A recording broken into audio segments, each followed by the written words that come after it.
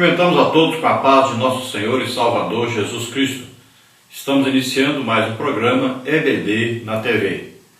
Nós estamos durante esse primeiro trimestre de 2017 estudando nas revistas da CPAD com o tema As Obras da Carne e o Fruto do Espírito. Como o crente pode vencer a verdadeira batalha espiritual travada diariamente? O comentarista da CPAD deste trimestre é o pastor Osiel Gomes da Silva, que é pastor presidente ali em Tirirical, São Luís do Maranhão. Hoje nós estaremos vendo a lição de número 2, que tem como título O Propósito do Fruto do Espírito.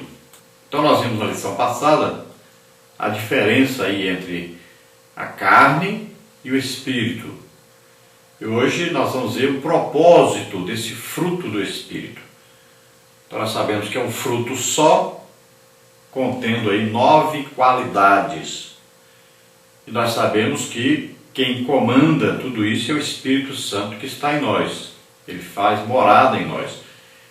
Olha, Jesus disse que ele estaria então conosco e em nós. Então, tanto do lado de fora quanto do lado de dentro. E a palavra de Deus diz para nós, através de Paulo, que nós somos templo, morada do Espírito Santo. Então, se nós permitirmos que esse Espírito Santo nos controle, nos guie, assim como a gente vê Jesus, olha Jesus dizendo assim, e Jesus foi conduzido pelo Espírito Santo ao deserto, foi aí guiado, pelo Espírito Santo ao deserto. Então, no ministério de Jesus, ele foi guiado, controlado, dirigido, aí instruído pelo Espírito Santo. Jesus estava na terra como homem. Então, a partir do momento que ele recebe o Espírito Santo, ele passa a ser governado, guiado, conduzido pelo Espírito Santo. Tanto é que só a partir daí é que Jesus começa a operar sinais, prodígios, maravilhas, É só a partir daí que os milagres vão acontecendo, aqueles grandes milagres, curas, libertações, porque agora ele estava cheio do Espírito Santo, controlado pelo Espírito Santo, movido pelo Espírito Santo, dirigido, guiado pelo Espírito Santo. Então o crente, quando ele é cheio do Espírito Santo, ele é assim, ele é movido, guiado, conduzido pelo Espírito Santo, e é evidente, que a pessoa que é cheia do Espírito Santo, conduzido, guiado, movido pelo Espírito Santo, ele também tem o quê? Um dom do Espírito Santo em operação em si, já que ele permite que o Espírito Santo o guie.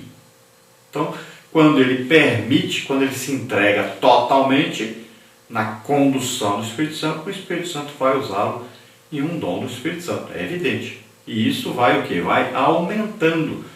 Cada dia mais vai aumentando, porque cada dia mais você vai aprendendo a se entregar mais ao Espírito Santo.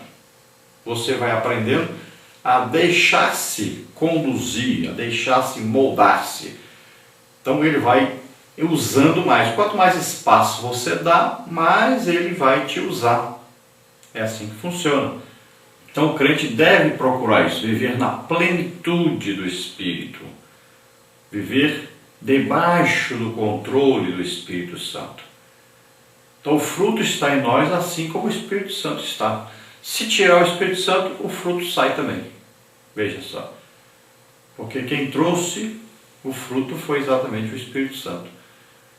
Então a condução aí de todas as qualidades vai ser do Espírito Santo. A partir do momento que nós vamos dando espaço para ele dentro de nós, em nossa vida, vamos nos entregando a ele mais e mais. Quanto mais nos entregamos a ele, mais ele pode nos usar, mais ele pode nos conduzir, nos direcionar. Agora, a vida no Espírito é uma vida diferente da vida daqueles que vivem na carne.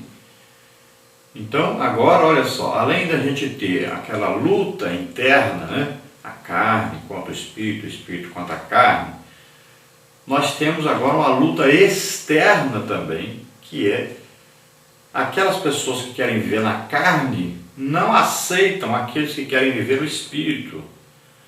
E aqueles que querem viver no Espírito não aceitam a maneira de viver daqueles que querem viver na carne. E aí começa então a haver atrito. Por isso que Paulo tinha tantos perseguidores, tantos que o odiavam. E não estou falando de gente fora da igreja, que isso é normal. Estou falando de gente dentro da igreja. Olha só. Então a carta do apóstolo Paulo escrita aos Gálatas, nós vamos ver esse conflito. Paulo precisa se defender o seu apostolado o tempo todo. Por quê? Porque haviam falsos mestres que não viviam controlados pelo Espírito Santo, não viviam no Espírito, mas viviam na carne.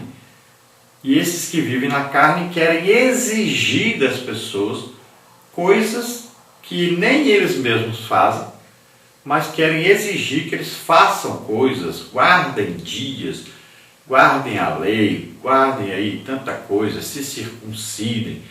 E aí vai muitas coisas, exigências, né? Exigências e mais exigências para que a pessoa seja salva. Veja só.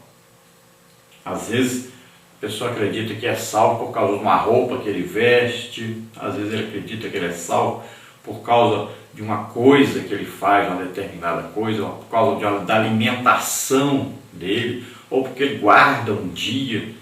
Então ele começa a viver na carne. E quem vive na carne vive debaixo da lei.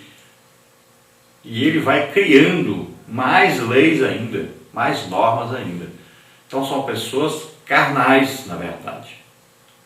Então na lição número 2, nós vamos ver aí o texto áureo, Mateus 3:8, que diz assim: produzir, pois, frutos dignos de arrependimento. Aqui uma mensagem de João Batista, falando sobre aí o arrependimento. Isso ele fala como sendo o quê? Um fruto concedido a partir do momento que a pessoa se decide a entregar-se a Deus. Então esse desejo de se entregar a Deus, esse desejo de que Deus o perdoe para que ele possa começar uma nova vida, é um fruto que nasceu de uma semente. Que semente? A palavra de Deus. Então o resultado da pregação da palavra de Deus produz o quê? Produz uma reação do pecador. A reação de se arrepender. Então essa vontade de se arrepender dos seus pecados é chamado aqui fruto. Essa vontade, esse desejo de mudança de vida, de atitude, é chamado aqui fruto. A verdade prática diz: somente através de uma vida espiritual frutífera, o crente poderá glorificar a Deus. Então a vida espiritual, ela deve ser frutífera, ou seja, ela deve produzir resultados no reino espiritual.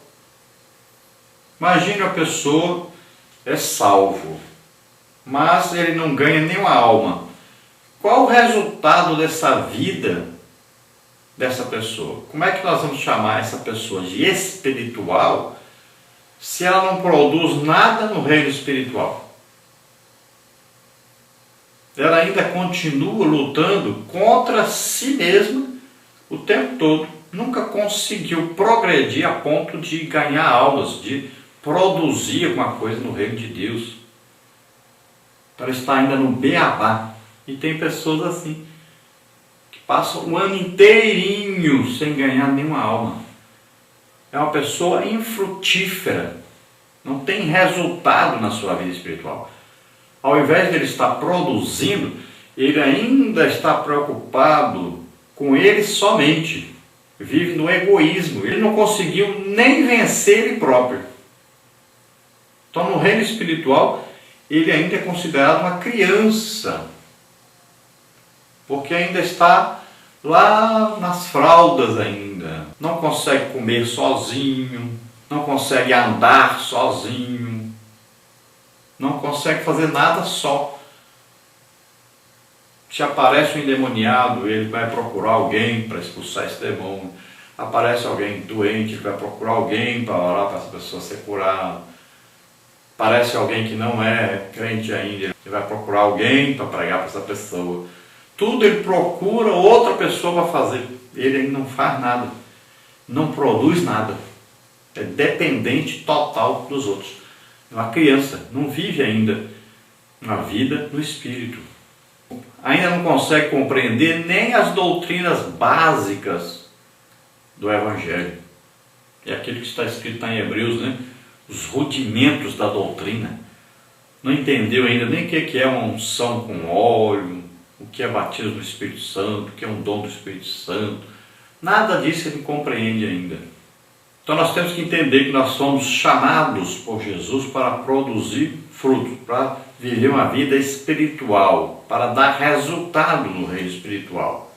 E para isso nós somos o quê? Tirados do mundo, ou seja, do sistema pecaminoso, e fomos introduzidos no reino de Deus. Olha só, saímos do mundo, entramos no reino de Deus. Agora nós temos uma nova vida e uma vida de frutificação no Espírito. Lá na antiga vida nós tínhamos uma vida de frutificação para o pecado, para Satanás, para o reino das trevas.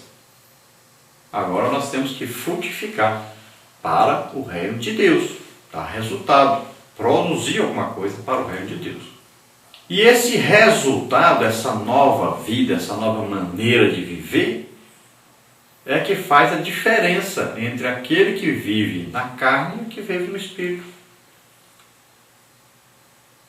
Por isso que o novo convertido, ele é reconhecido imediatamente como pertencente ao reino de Deus, porque ele deixa a maneira de se vestir do mundo, de falar do mundo, de agir do mundo, né? Os seus gostos, suas preferências mudam, seus amigos mudam, tudo muda, porque ele agora quer agradar a Deus, ele quer ler a Bíblia, ele quer orar, ele quer jejuar, ele quer buscar o batismo do Espírito Santo, os dons espirituais, ele quer ganhar almas, o desejo dele é ganhar almas, o tempo todo ele quer falar de Jesus para as pessoas.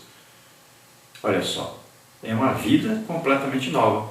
Mas a partir do momento que o tempo vai passando, ele vai perdendo essa intimidade com o Espírito Santo, que está agora morando nele. Tudo aquilo que ele fazia quando ele aceitou Jesus, é porque o Espírito Santo vem morar nele. E ali as qualidades do fruto começam a aparecer. O problema é que o tempo vai passando e a pessoa vai desanimando, vai se deixando influenciar de novo pelo mundo, vai se prendendo às coisas do mundo. E quando as coisas do mundo ocupam o espaço que era do Espírito Santo, então a pessoa vai se tornando carnal, vai se deixando dominar pelas coisas do mundo. O seu tempo passa a ser dedicado às coisas do mundo e não mais ao Espírito Santo. Aquele tempo que ele dedicou lendo a Bíblia, orando, jejuando, buscando batismo, buscando os dons, buscando ganhar almas, agora aquele tempo começa a ser usado para filmes, novelas, esportes e tal, diversão e tal. Aí o Espírito Santo não tem mais controle, não tem mais espaço. Aí a pessoa se torna carnal. Então aquele que realmente é discípulo de Cristo, ele produz no reino espiritual e ele tem um viver diferente dos outros. É um viver alegre, feliz, é um viver com um desejo sempre de crescer espiritualmente, de sempre estar querendo ganhar almas, de produzir o reino de Deus, desejo de ajudar as pessoas. Isso é movido tudo pelo Espírito Santo que está em nós. Vamos à leitura bíblica aí que está em Mateus 7, de 13 a 20, que diz assim: Entrai pela porta estreita, porque larga é a porta e espaçoso o caminho que conduz à perdição, e muitos são os que entram por ela. E porque estreita é a porta e apertado o caminho que leva à vida, e poucos há que a encontrem, acautelados, porém, dos falsos profetas, que vêm até vós vestidos como ovelhas, mas interiormente são lobos devoradores. Por seus frutos os conhecereis. Porventura, colhem-se uvas dos espinheiros, ou figos dos abrolhos?